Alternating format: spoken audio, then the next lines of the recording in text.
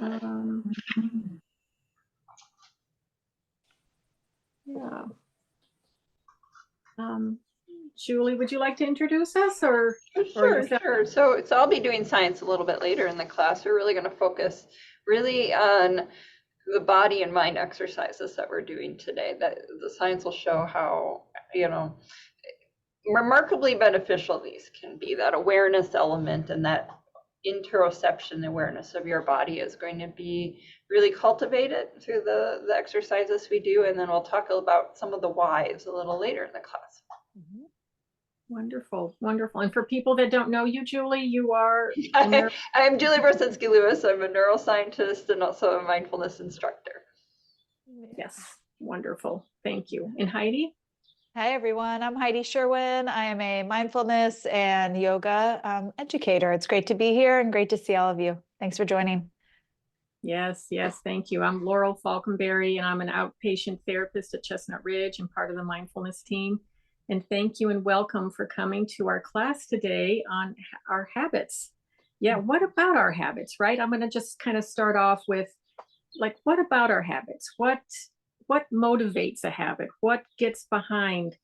What are you thinking? What's going on with the habits? So habits, there are good habits, right? There are supportive habits that we have that are nurturing, self-care. It's a great habit. Then there's like a spectrum of habits, and there's a habit in the middle that's like, meh, it's acceptable, it works, it's okay. I'm going to keep that one. It's okay. But then there are habits like that aren't good for us, but that we become quote unquote addicted to, that it becomes what we think we need. We think we need this. And lots of times when our habits become extreme, lots of times, not all, but it's an avoidance of feelings. It's an avoidance of feelings, thoughts and feelings, and wanting to kind of numb out, not wanting to be present. So today we're going to be doing exercises that bring us present, maybe bring us with the feelings. So instead of avoiding the feelings, we can more work towards accepting, talking with them, accepting, not running from them. When I work with addictions at Chestnut Ridge, a lot of people in whatever addiction it is, right? Gambling, food, alcohol, sex, overspending, perfectionism, anything to an extreme is an avoidance of feelings. So when I start doing therapy with the folks, it's really hard to start feeling the feelings. It's like, I don't want to feel the feelings. This is why I'm doing what I'm doing. So it's a slow working process of talking to those feelings, befriending them, working with them. And then that word of acceptance, accepting, like, okay, I'm feeling sad. I'm feeling angry. And in my family of origin, I was never able to feel angry, or I was never able to feel sad. Oh, just be happy. Everybody just be happy. So this is a real process. It's not an overnight. It's a real attention to you. Like, I am worth healing. I am worth coming to home with. I am worth befriending myself. So today you're here befriending you, honoring you, to take more nurturance of you, and how can you help yourself.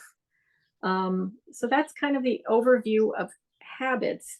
And along with that, I'm going to be talking about riding the waves of those intense urges and cravings.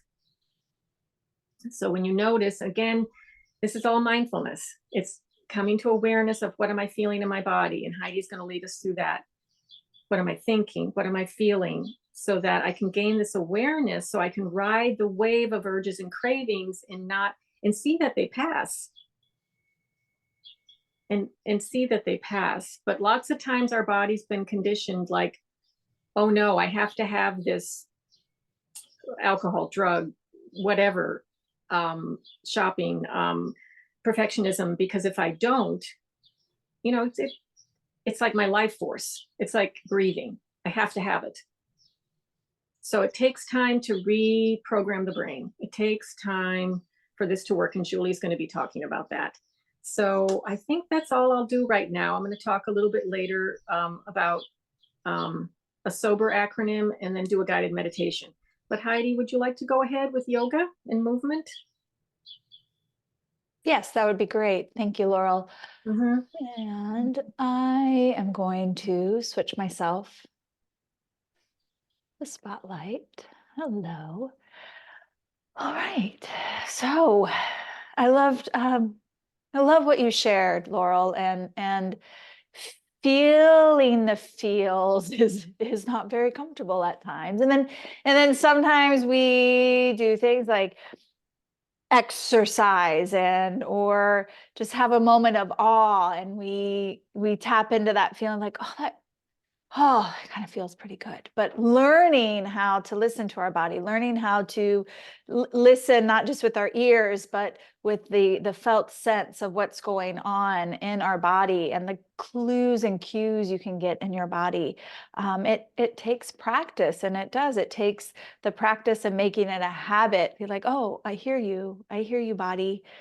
And through movement, and later we'll do a specific breathing practice, but through movement in a gentle way. Today we're going to do some standing postures to tap into the feeling, especially the feeling in our legs, and in the legs, inviting in a sense for you today of, I can stand in my own strength. Even if it's just a little bit of strength, because sometimes we feel pretty shaky in life. But if we can start to tap into feeling, oh, my feet to the earth, I do have legs that can hold me up, and the energy coursing through you, the circulation coursing through you, and your heart beating. It's just these little reminders in your life to cultivate that confidence and courage, and empowering your own, that inner warrior of, yes, I can, and yes, I will. So if you'd like to join me, we're going to start in a standing position.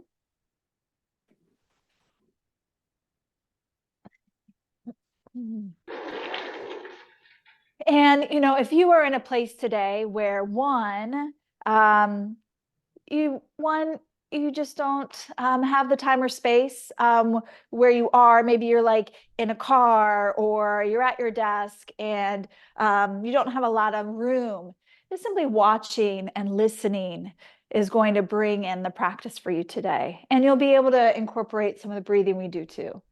If you want to do this seated, you can do a lot of the upper body movements from a seated position. So please make this practice your own. Take what you need. You can always watch this video later and practice this short segment in your own special time. So as you are where you are, if you are standing, and even if you are seated, get some connection, like down from the head and the thinking all the way down.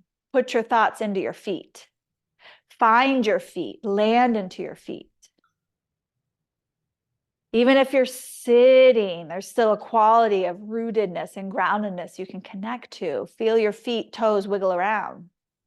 Inside shoes, or if you're like me, you can be barefoot for a bit. Land into your feet. And now start to draw energy. So energy, like the muscle energy, start to draw some of that energy up your body. So any amount, start to notice your leg muscles, almost like they just want to give your bones a little hug. Not too tight, but to yourself go, my muscles can hold me up. And then from there up through your spine, through the trunk of the body, any element of just like feeling taller, grander, almost a sense of integrity and grace coming up through the trunk of the body. And a moment to be here, arms rest to your side. And now a simple breath watching practice. We're going to use our arms with it. So in fact, you are breathing. There is an inhale and an exhale to the pattern. We'll add movement to the pattern of breath. So now as you inhale, you're going to turn your palms forward. Inhale, just bring the palms up almost to shoulder height. Elbows will bend. And then as you exhale, just turn the palms down and exhale out your mouth like an HA sigh sound. And let the hands lower. Turn the palms to face forward. Inhale through the nose. Bring the hands up about shoulder height. Out through the mouth, HA, like a sigh. Lower the hands.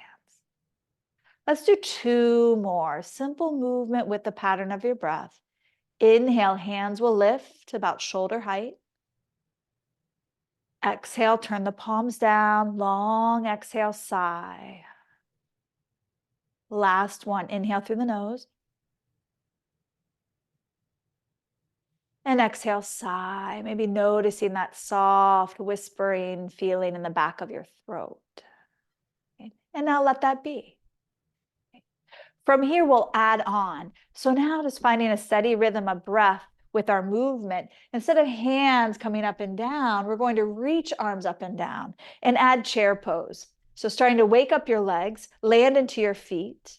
On an inhale, bend the knees any amount, sit back into your hips and reach your arms straight forward until your shoulders go, yep, that's good. On an exhale, stand back into your mountain. Let's do that 3 more times. Inhale, sit any amount in your chair, reach your arms to the sky. Exhale, use your legs, come back to mountain. Inhale with your breath, reach. Exhale, stand. 1 more inhale, reach, sit in your chair, exhale, stand. And we only did 4 of those, but now to start to notice energy. Where do you feel kind of muscles saying hello in your body, or maybe your breath pace changed a little?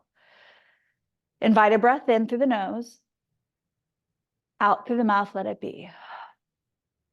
Like a reset. From chair pose, moving into warrior 2 stance. So now invite your feet comfortably wide. With your right leg, turn your right leg away from you. So you're standing wide, your right toes are going to face away from you, pointing out to the side. And now bend into the right knee until you get a sense that the knee is hovering over the ankle and heel. And you can also take your eyes there and take a look. Bending into your knee, land into your right foot. Hands rest for a moment on the legs. So right leg bent and strong. Back leg equally strong so you can hold yourself up with both legs. And now in your warrior 2 legs, reach your arms out to the side. Big, wide T arms from heart center out to the fingers. Turn your gaze, look to your right hand. Now let's locate the breath. Inhale through the nose. Gentle sigh out the mouth. Inhale through the nose. Sigh out the mouth. 1 more before we add on. Inhale through the nose. Sigh out the mouth. And now to add on, left hand's going to lower, right hand palm is going to flip up. Inhale, reach the arm up towards the ceiling, and you're going to feel an opening into the right side of the belly. And as you exhale, you can exhale with the sigh, or maybe just exhale out through the nose. Come back to your warrior 2. So ride this wave. Inhale, reach the right arm up, left hand will lower. Exhale back to your warrior 2. Take 2 more of these with your own breath, your pace. Wave the arm up. Settle back, surf into your warrior 2. Last one. Right arm up, inhale. Exhale, warrior 2.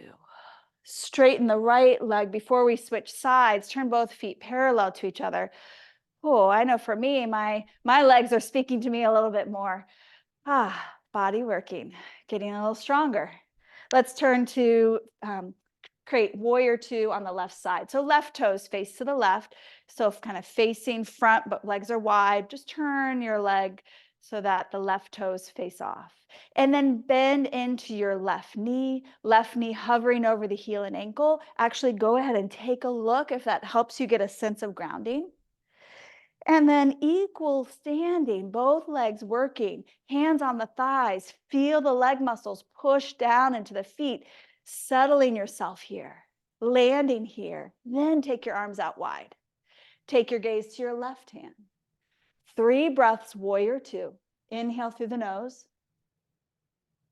Exhale out the mouth, a very soft sigh, maybe a little constriction in the back of the throat. Inhale through the nose, fill yourself up with energy. Exhale, sigh, abide here, building strength and courage. Inhale through the nose. Exhale, sigh. Now we'll flow 3 times. Lower the right arm. Inhale, reach the left arm up any amount. Exhale, surf back into your warrior 2. Inhale, left arm reaches up, right arm will lower. Exhale, warrior 2. One more here, reverse your warrior. And back to your warrior 2. With your left leg, straighten your leg. Turn your feet parallel once again. So feet are still wide. Add a generous bend to your knees. And any amount start to fold. So hinge at your hips. And I'll turn sideways a little bit. So feet are wide. Start to hinge your hips. Knees are gently bent. You could pause here. Hands to the legs. Maybe elbows to the thighs. Look to the floor. Add on to this foot pose if you find it comfortable. Land into your feet, lengthen your legs, and start to dip your head a little lower. Arms could stay at the legs, or maybe let the arms go for a few breaths here. Steady legs, holding the shape of the pose. As you invite this fold to find length from belly to heart to head. And now to release, notice your feet, notice your knees. Feet stay planted as you bend your knees a little, elbows to the thighs. Now use your legs, a big inhale, bring yourself all the way up. Maybe take your arms all the way up with you. Arms by your side, exhale. Walk your feet a little bit closer. Re-greet your mountain pose, getting a sense of standing with your feet back under your hips. Right. Tall, hips to shoulders, top of the head. Take a quick snapshot of how you're feeling. And maybe a little energized, or maybe it made you feel tired, but there's definitely some muscles talking to you, breath talking to you.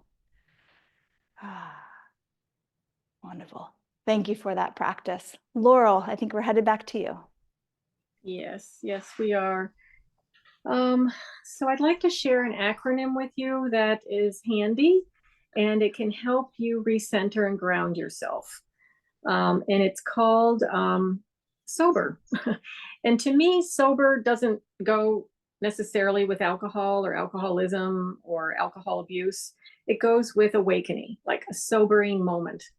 Awakening, awareness, presence. Oh, I feel, sober. I feel present. I feel awake. And so the acronym then is S is stop. Have a gentle pause and stop when you are feeling activated. And whatever feeling comes with that activation, sadness, fear, anger, just notice, like pause, like, okay, you're checking in with your thoughts and your emotions. What am I thinking? What am I feeling? Okay, that's what I'm thinking. That's what I'm feeling. Or I'm not too sure. Give yourself more time. So you're observing. So you're stopping, pausing gently. And then the O is the observing of what I just said, checking in with your mind and emotions and your thoughts. And then breathing. Bringing your breath to help ground you also. So this awareness and then the breath, maybe doing what Heidi did, the breathing in, a nice deep breath, and nice deep breath again. Hold it a little, and a long exhalation, long exhalation. Yes, that helps to quiet the nervous system. The breath helps to quiet the nervous system. And then expand your awareness a bit. Like from outside you, kind of looking down, like looking at you, looking down, expand your awareness to maybe, your, however much you want to expand your awareness to look at you. So getting that kind of wise mind perspective, from the thoughts and feelings that are going on, you did some breath to help ground yourself and calm your nervous system a bit. And then you're getting some expanded view some wise perspective. What's going on here? And then the R is respond. Respond instead of react. Now that could be respond to another instead of reacting, or responding to yourself with kindness and compassion. I don't want to react to myself harshly.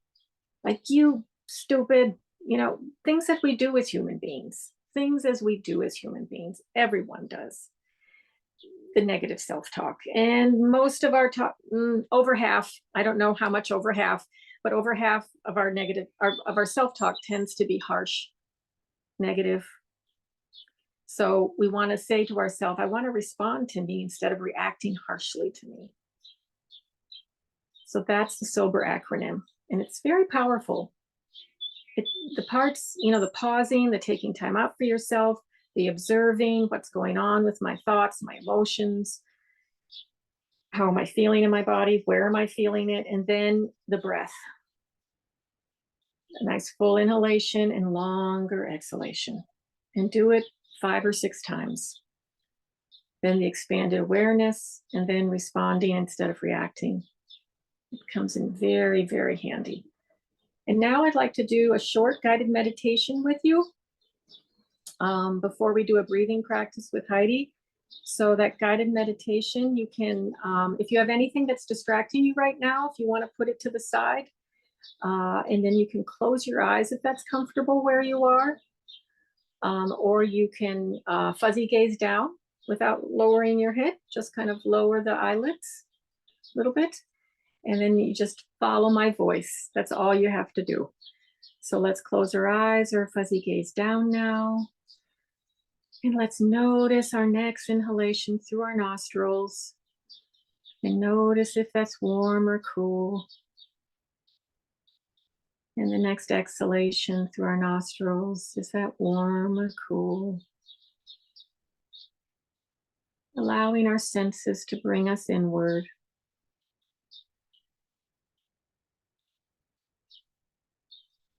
Now feeling your breath, just ride gently and easily like the waves on the ocean. Easy in, easy out, without holding or forcing in any way. Just allowing your breath to gently anchor you into this precious present moment of nowhere to go, nothing to do, just being here now.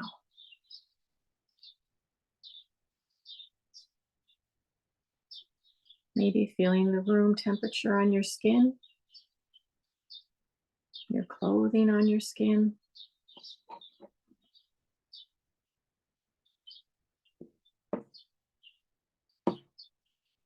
Now in your next exhalation, allowing your shoulders and your jaw to drop a little bit more. Letting go just a little bit more.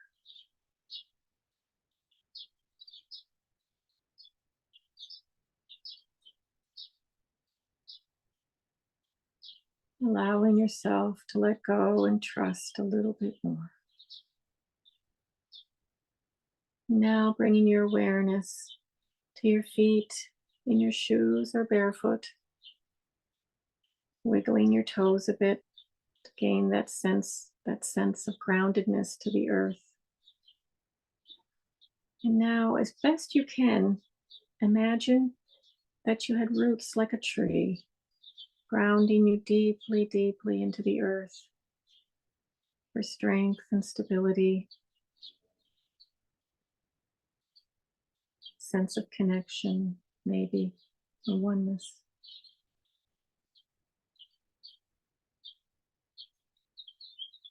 And now, as best you can, breathing those qualities. Imagine you're breathing those qualities up your left leg and now your right leg, into your left hip and now your right hip. And feeling that deep connection and groundedness to the earth as best you can. Notice if you've held your breath or if it's flowing or how your breath is going. Lots of times during the day we hold our breath. So allowing it to flow freely. Maybe feeling your belly or chest rise a little bit and fall.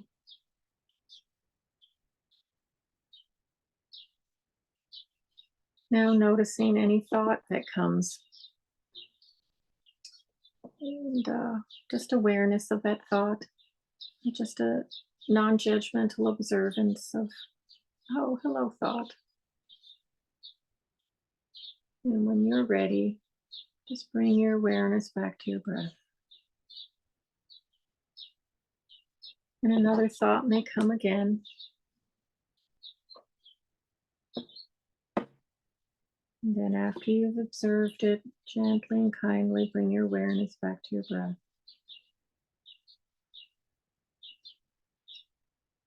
Now notice if there's an emotion or a feeling that's present. Maybe label that feeling.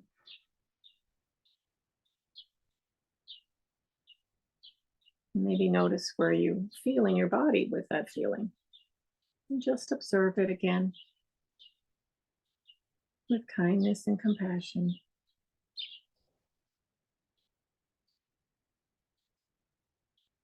And gently bring your awareness back to your breath. And you might notice another thought. This is what we do. The mind loves to think it's okay. So you notice that other thought and maybe label that thought. Is that a future thought or a past thought? Is that a harsh thought or a soft thought? Whatever comes to you is okay. And when you're ready, gently bring your awareness back to your breath. And this is the dance we do. When you feel yourself lost in a thought or a feeling or a bodily sensation, observe it. And when you're ready, gently bring your awareness back to your breath. Feeling your breath in your body.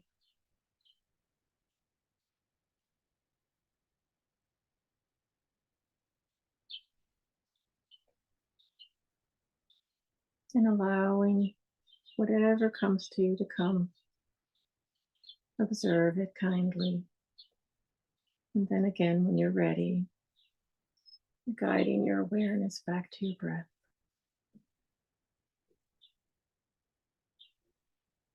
Now, just gently bring yourself back to the awareness of your room that you're in. And your feet grounded to the earth again. And slowly open your eyes if they were closed. And just notice whatever you notice. And it's all okay, whatever you notice, no judgment.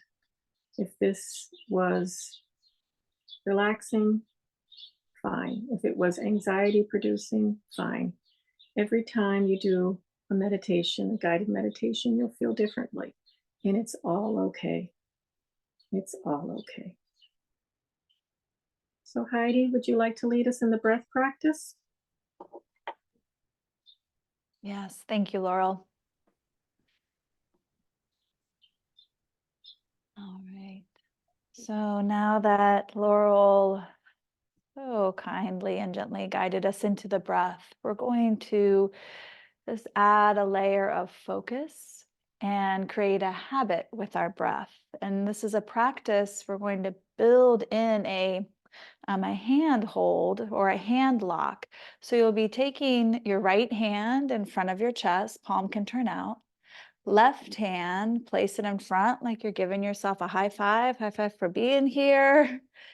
And then bring your fingers to curl in and lock together. So you create the like good lock that you can, almost like a yin yang lock here. And the thumbs can rest gently towards the hands. But right palms facing forward, left hand facing you, shoulders soft, elbows gently out to the side. So we'll be creating a habit of moving with this hand lock with our breath. And then we'll add just another layer of counting and counting breath can be a great strategy and tool to bring you into the moment, to help the mind find a place to land, to be present for yourself, mind, body, as you are maybe navigating Laurel's like the SOBER acronym, right? All right, friends. So connect to your breath here. Notice your hands in the hand lock. And in a way, this hand lock is a metaphor like Laurel's when she, twists her fingers, the you and you, right? So holding hands with yourself. You got this. You got this. As you watch your breath, holding your hands without tension.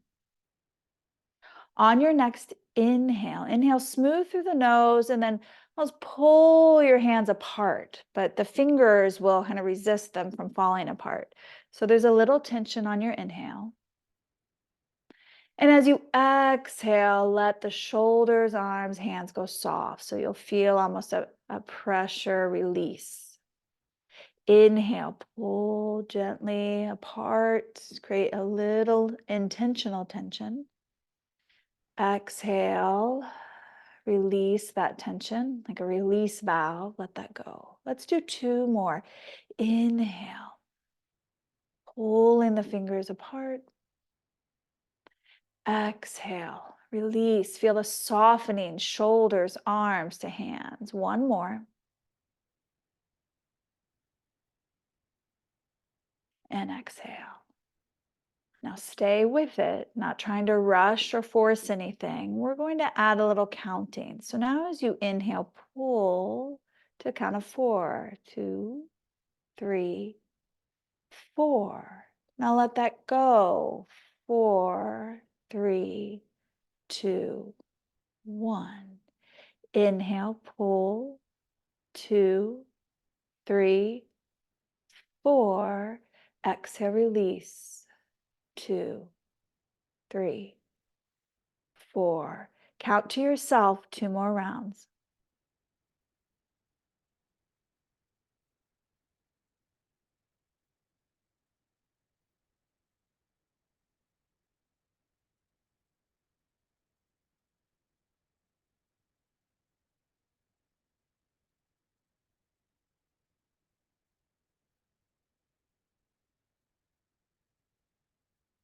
One more together. Inhale, pull, 2, 3, 4. Exhale, release, 2, 3, 4. Release the hands, rest them to your legs. Breathe in a way that feels like a natural baseline for you.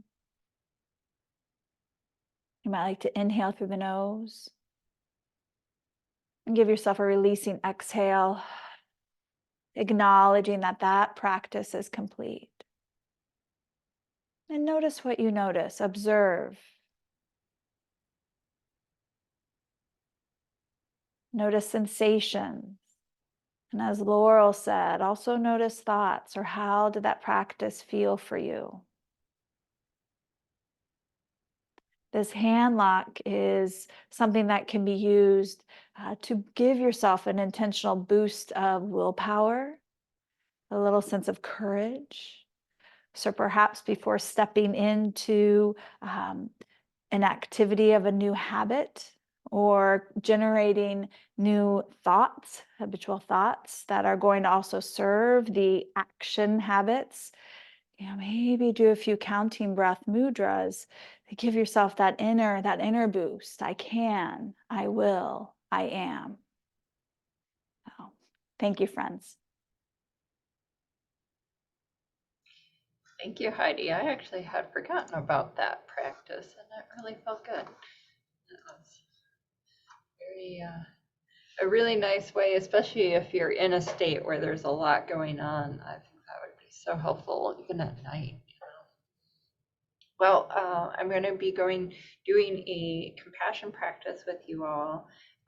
These were great foundations for that, because you shouldn't necessarily do the compassion practice without grounding yourself first and after. It's the little mindfulness sandwich. But I want to present a little science on habits, just because sometimes understanding why it's difficult might be useful. And I think I already talked about how, you know, whether we're building a new habit or even have an addiction to negative thinking, or, you know, some kind of, you know, something that we don't want to do to eliminate, or something we want to cultivate, a habit, knowing how the brain thinks of a habit, it can be useful. And it's a little less intuitive than you think. It's basically an efficiency tool for the brain. It, you know, doesn't care whether the habit is beneficial or not for you. It, at some point in time, lit up the reward section of your brain and said, this is useful. And your brain said, this is useful. I don't want to have to think about it every time. And it sets it almost like a, you know, where you're going through the motions, right? All of us have probably had the experience where we're like, go our route home, but we need to make a little stop first before going home. And all of a sudden we're like in our garage, right? Because we, you know, our brain is just like, oh, we're on the route home. I'm just going to, you know, do what I do and not have to think about it. That's actually our brain trying to help us. So, you know, don't yell at it. It's trying to help you out, but it just sets habits and forgets about them, which is why they're so hard to reach. It's hard to access a habit, and willpower is a necessary component, but it's hard to do it with it alone. It's almost as if we want to change our reward value of things. So we want to make the things that are not so good for us not so rewarding, and so we're less likely to do them. And we want to turn up the volume on broccoli and, you know, drinking water. And it's kind of hard to just will your way into doing that. It's almost as if that control panel is inside a safe and it's locked. But there is a key. There's a key to the safe, and that key is awareness. The awareness that we've been cultivating through the breath, through mindfulness in its own right, and also the, you know, the kind of interoception. So interoception means being aware of our body and internal states. And so cultivating, when Heidi would do the yoga practices and be like, oh, now check in how you're feeling with your body. I'm really feeling like my legs did some work there. That is getting you in the habit of checking your body, which is one of the keys to getting in the safe. So then you can, you know, reset the reward value of something as either, oh, no, that actually doesn't make me feel very good. Maybe it did, you know, 20 years ago when I started smoking, it was rebellious and cool and fun, and my friends did it, and it was this big thing about being an adult.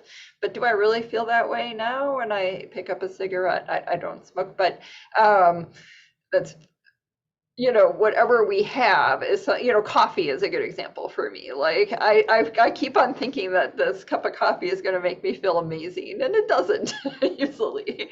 And so, you know, something else that we want to cultivate, like maybe spending time off our phone, you know, not doom scrolling. We can really, you know, set the reward value of looking outside the window as something very valuable. And I'll talk about that in a sec. I highly recommend, I'm not going to play this video by Judson Brewer, but it's called, why is it not telling me what it's called? But it's about it's a little info video about how your brain makes habits, and how, you know, it has an example of birthday cake. And when we were a kid, birthday cake was amazing, and it was big parties and friends and gifts and the whole thing. And now we see a piece of cake, and all your brain packaged that information of like, birthday cake, amazing. So we see a piece of cake and we're like, amazing. Even if the cake is not the best cake, it just, you know, kicks in a habit of must eat that cake. So mindfulness has been used as an by itself and as an adjunct to recovery from, you know, different addictions. And whether we're working with an addiction or building a new habit, I think all these things can be really useful. Mindfulness is can be used to look at our, you know, when we have a craving or something for something that was a, you know, a somewhat deleterious habit, right? And then we have that feeling of craving, and they invite the person to instead, you know, instead of feeling emotional about it, feel the body. So again, the yoga practices we did, the breath practices, feel the body, and then reorient back to the breath. The other thing they do in there is reappraisal. We're not going to talk too much about that, but think about when you're stuck in traffic and you're just like, oh, this is terrible. I hate being stuck in traffic. It's, Oh, actually, it's a chance for me to listen to my book, my audio book, or some really good music, or work out something in my head, using opportunities and kind of reappraising, hey, it's not so bad. I can make something out of it. The savoring we're going to talk about a little bit later too. That's about like really juicing up the good moments we have. So I'll talk about that in a sec. So one exercise that they have that I'm not having you do because it's kind of a Zoom class is, they have someone bring, have a piece of chocolate, and, you can't possibly tell what kind of chocolate I have here. But it's something I really like. And they would have, people who are working through this. It was a cigarette cessation class, and they would have them use chocolate. So let's not use your big thing. Let's use something, like a chocolate, and put it, near your mouth as if you're going to eat it, and you can smell it. When something is near your mouth, your brain cells are firing like crazy, and instead of paying attention, you can pay attention to whatever craving you might have to eat that chocolate, and just notice it, but also notice the body state, and notice the difference between that emotion and the salivation and the desire to kind of just put it in your mouth and chew it. And so by going through that and separating the components of what you feel when you crave, it gets you more prepared to deal with craving of whatever it is you're really trying to work on. And then they would put the chocolate away. You wouldn't get to eat it. And and then they would ask, okay, they would go on with the class and be like, hey, it's been 5 minutes. Do you still feel that craving? And some people might come right back up as soon as you think about it. And then at the end, an hour, do you still feel that craving? And then the next day, hey, do you still feel the craving for that chocolate by your mouth? So you can notice, how you might feel towards, working with that thing you might have a kind of draw towards, right?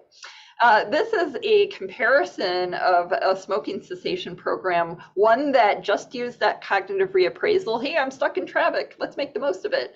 Versus the reappraisal, the savoring, and the mindfulness components. So when they looked at the mindful, it has sort of an unfortunate acronym, which means freedom from smoking, not anything else. You will not see in a comment section. So what they found, they exposed them to a stress while in the MRI. And the stress was based on something they were really going through. So if they had like, oh, I just had a bad relationship breakup, they would read them a breakup story while in the MRI. Or, I'm having financial issues. They'd read some story about, someone with financial issues, and they'd really, get them, kind of triggered on their very particular stressor. And those who just did the reappraisal, the freedom from smoking program, had amygdala and all sorts of emotion areas. Amygdala tends to kick right into the stress system, where you release cortisol and other stress hormones that give you that long-term body effects of long-term stress. It's generally not very good for you to have sustained stress like that, right? Well, the mindfulness training component did not. So they're hearing about their own stressor, and they're feeling the emotions and feeling the feelings, but maybe not, staying with them. They're not as sticky. And similarly, the more they had that reduced amygdala, the more they reduced their smoking. So it was linked right in there, like if you're able to reduce that stressor. So this meta-analysis looked at a whole bunch of mindfulness and addiction studies, and they found, you're reducing your stress reactivity and reducing thought suppression. So what did Laurel teach in that part of class? When you have thoughts come up or emotions come up in your meditation, you just notice them, feel them maybe where they are in their body, and go back to the breath. You learn not to suppress. And she talked about how many of her clients are people who are using whatever they're addicted to suppress their emotions. And by teaching and giving people a tool of how to make friends with their emotions and how to make friends with your thoughts, even the ones that don't feel so good, that gives you the ability to accommodate more of life and not have to reach for whatever it is, whether it's doom scrolling or, a substance. involves a lot of areas of the brain, but mindfulness and body scan are a really important way of getting to that state. It changes your relationship to your thoughts and emotions rather than avoidance and reduction, which if you are only doing the cognitive reappraisal, you're basically in traffic and you're angry and you're saying, I'm not going to be angry, I'm going to be happy instead. That can be useful, but if that's the only thing you do, in some ways you're saying that bad thoughts are bad, don't want to have them. But my anger is something I want to push away and replace with something. And again, can be useful, but if that attitude is there, it can still, you're still going to use the habit to cover up that feeling. So I mentioned the third one is savoring. And so that's one where you can apply mindfulness to something that, for example, I have been trying to walk more, increase my steps. I actually saw Dave Hirschberger, our wellness chief, while walking yesterday. And so, I'm definitely getting out there more. And one of just last week, I not only had the reward of meeting up with a neighbor and really connecting with her on kind of a deeper issue. And I'm like, wow, this is great, connecting with, my community. And then a fox came out of nowhere and walked right in front, ran through the road right in front of us. And we're like, wow, a moment of awe. And we shared this kind of moment together. And what I would suggest is when a good thing happens during your good habit, really lean into it. Juice it up, savor it. So I've tried to think about this fox multiple times, and it's got me very excited about the potential of seeing him again. But I'm also not hell-bent on seeing him again, or heck-bent, I guess. There's this wonderful poem brought to my attention by one of my former research participants in the long-term meditation studies. If you bind yourself to something good, you're going to kind of destroy it in the process, right? So he who binds himself to a joy does the winged life destroy, but he who kisses the joy as it flies lives in eternity's sunrise. So the wonderful things that happen to come our way in life, we sort of kiss them as it flies, and we can really have that, non-graspy way of enjoying life. And awareness will happen naturally, and good habits will happen naturally. So I want to make sure that I have time to do this next exercise. So I am going to do it, and then there's kind of a conclusion that gives you a little bit of, hey, it's really hard to swim upstream is going to be the point of that. But I want to make sure we have time to do this practice. So again, whenever we do any sort of compassion or loving kindness practice, we want to root ourselves with a grounded feeling and that we can return to at the end. So feeling our feet on the ground, feeling that strength of the natural curve of our spine, and taking, a breath in and out. We find our breath again,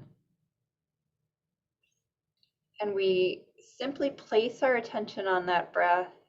And if the mind wanders or if we feel an emotion, we simply note and come back to the breath.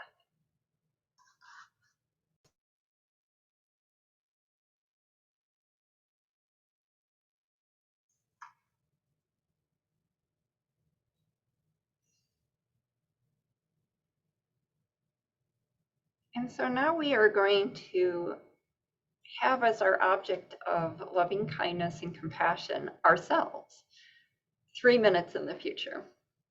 So 3 minutes from now, we're going to, be probably where we are right now.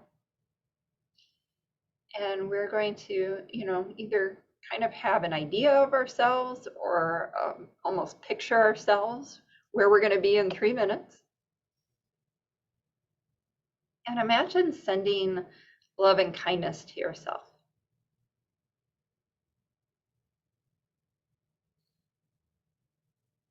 We all want to be cared for, loved, and have a sense of connection with our world, feel a sense of purpose. So sending to ourselves the things that we know bring long-term joy and happiness for us in particular. It might even be, time doing the things we love, whether it's time with our family or time with friends or playing our favorite sport or hobby. Imagine sending more of that to yourself, 3 minutes, now 2.5 minutes into the future.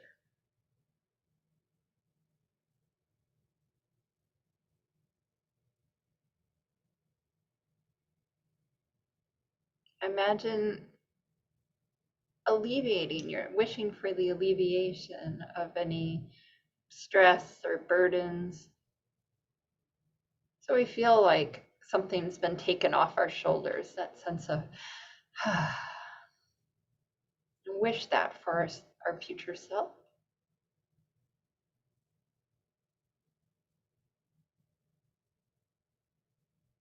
A sense of relaxation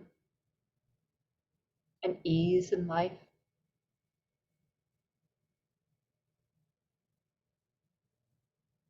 And finally, sending ourselves a sense of strength. Maybe the kind of strength we connected with the warrior poses of, feeling ourselves with a strong back, strong grounding.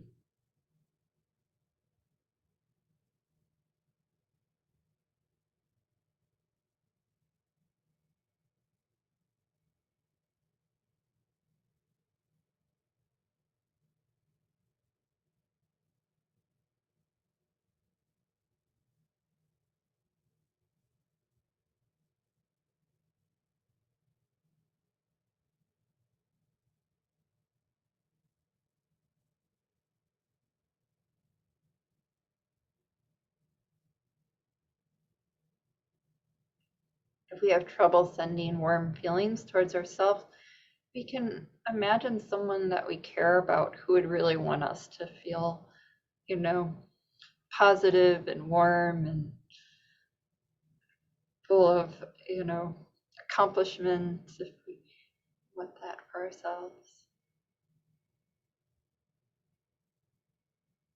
Someone who really believes in us would wish us that strength and happiness.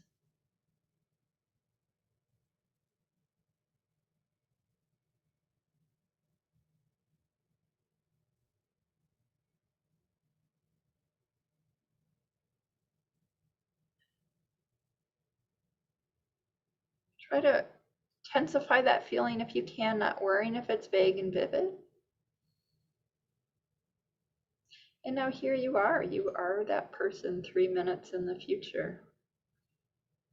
Just spending a moment kind of greeting yourself, hoping those things will really come to pass.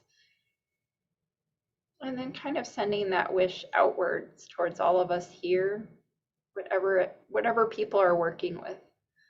Whether you tap into, something spiritual or religious, you can do that as well, or just that general wish that we all have freedom from suffering and difficulties and more of what really brings joy in life.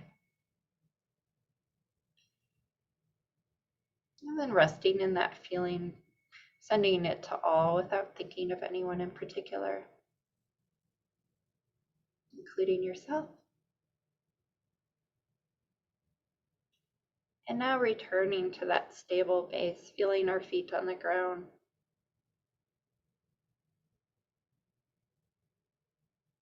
Feeling the strength, the strong back, and the open heart.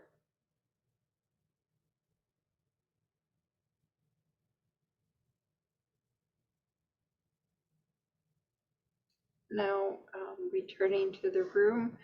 Let me just see, I think there was at least one thing I wanted to make sure I addressed with the science for maybe just a minute. And it's just that becoming aware of making mistakes and having that shame and embarrassment and guilt about that is a relatively new tool for our brain, and we sometimes hurt ourselves with it. We often fill our mind with, really terrible thoughts about ourselves. And we can also use how the brain works. If you've ever heard of Pavlov's bell, of if we notice, like, oh no, I shouldn't have done that, or I relapsed on my habit, or I didn't drink a glass of water all day, greeting with a warm heart, like you just did for yourself in the meditation. Notice that it's noble and human to feel regret. So that kind of sour, embarrassed, yucky feeling you felt, it's noble to feel that, at least to start, but we're going to move on from that feeling and we're going to turn it into, hey, what can I do to strategize about this in the future? You're getting your dopamine working when you figure out a puzzle like that. Dopamine is what, a lack of dopamine when you make a mistake, as it kind of happens here in the slide. That absence of dopamine is what feels terrible. You can start it up again by strategizing, but for that you need to look. And you need to kind of pat yourself on the back and also realize that, we live in a culture where there's a lot of bad habits, and the places in the world where people live the longest and healthiest, it's all good habits everywhere. They're not even making the healthy choice. It's just there. It's just what everyone does. So being kind of forgiving on yourself that you're swimming a bit upstream with some of the habit changes, but whatever little progress you make or learning from mistakes is going to help change that culture, make it easier for others. So having that compassionate lean can also be a useful strategy for like making it a little bit less personal, right? But we want to open it up to any questions or discussion. Yes, please open it up for discussion. Like Julie said, we'd love to hear your voice or in the chat. If you have something on your mind that you want more specific. And I do know it's probably more difficult to talk about this topic because you are in a large group and you may not want to talk about your particular, so we do understand that. But if somebody does have something, that they do want to share, it can be helpful, but we also totally understand why you may not want to. Yeah. Somebody and we're all working on something, honestly. We're all working on something, like increase that habit, decrease that one, increase this, decrease that. Like sometimes in the wintertime especially, I'm like glued to the TV and I'm like, I'm wasting my life. What am I doing? Oh my God. But then springtime comes and I can't just leave it up to spring, right, guys? But springtime comes and I'm like, oh my God, I get outside and I'm alive. And I'm like, okay, Laurel, next winter, you're not going to become a slug to the TV. So I'm working on it, right? A work in progress. Yeah. But see, because of that, you're able to relate something that people are like, oh yeah, that happens with me too. It happens with me too. And so you're using even your like little slip ups to benefit others, right? And I think that's really beneficial. Yeah, I really appreciate that you jumped back to share that extra bit, Julie, about we are human. We are human. We're gonna like feel regret or like, oh, why did I do that again? Oh gosh, here I go again. But and then with Laurel, pair that with Laurel sober of like, okay, well, how am I going to respond instead of react? Because that was a reaction. And a reaction feels different than a response. And a response that comes from just a space that holds a little more compassion or that bigger perspective. And so I always appreciate, even though we've done this class together, and these are things that I also share when I teach on topics like this in my yoga and movement practices. But right, don't we all need the habit of hearing it again, hearing it again, bringing it into our everyday lives? So thank you, Julie and Laurel, for again just a sweet reminder. We are human. And give ourselves time to respond. Yeah. And when we are hard on ourselves, that puts us in a stress state, and that stress state is the most likely state to perpetuate especially a bad habit. Yes.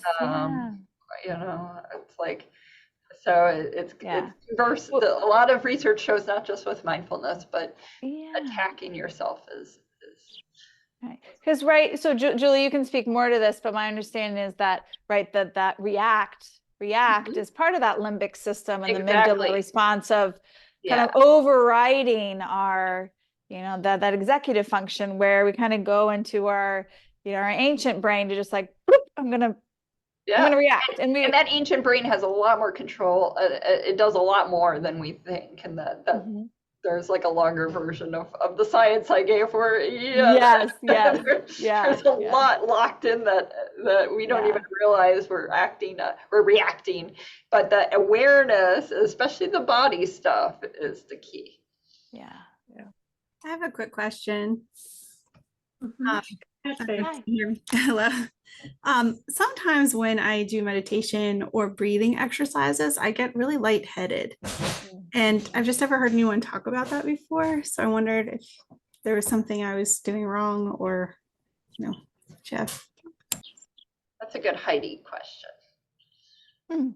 Yeah, or Heidi or Laurel, if you hear this as well. I know you focus a lot on breathing. Yeah. My first thought would be, one, I'm not a doctor, but my first thought when I hear that is that meditation and relaxed breathing can lower our blood pressure. It's just like how our systems work. And so maybe it's just, the sensation of blood pressure lowering, right? And it could make you feel just a little more lightheaded or fuzzy in that way. Or even just the quality of the breathing during the meditation, right? Could kind of shift things to feel a little lightheaded. In that case, if you do notice that, set yourself up. It's like, oh, well, now I know. I might sit with my back against the wall because I feel something sturdy holding me up. Or you might benefit actually in a more supported reclined position where I teach restorative yoga. So we'd prop ourselves up with bolsters and we use that as a meditation position, not to fall asleep, but again, to be a little more relaxed, but supported. So that might be something you could play with. Yeah. Laurel, did you want to share anything? No. I think you covered it. Thank you. Okay, great. And I would say the breath doesn't need to be any different than one's normal breath. And sometimes I've heard that happening too. If people are really trying to breathe really deeply or slow, it ends up kind of being, maybe not in sync with one's body. Yeah. I have that problem because I tend to get lightheaded. Thank you. That was very helpful. Yeah. Great question, Faith. Yeah. Thank you. Yes, Marcella. Thank you. Yep. Yeah. Intake cause lightheadedness. Yeah. I like some Tammy shared about when I talked about the fox that she likes to set a goal, seeing like a really neat animal like a bear or eagle on a walk. Cool. Yeah, I think if you can make it playful, as long as it's not like I must see. My birder days were a little bit like that when I was see a black and white warbler or bust. Yeah. Oh, thank you all so much for coming. Thank you for your time. Thank you. So valuable. Thank you, everyone. And hopefully we'll see you next month at our next. Oh, the video. I'm going to just, if Marcella wants to stay on, I'll put the link to that video real quick. Okay. Yeah. And I need to leave because I have a client. So I'm going to leave you all right now. Thank you. Thank you, Laurel. Thank you, everyone. Yeah. Thank you. Wishing you all a good weekend.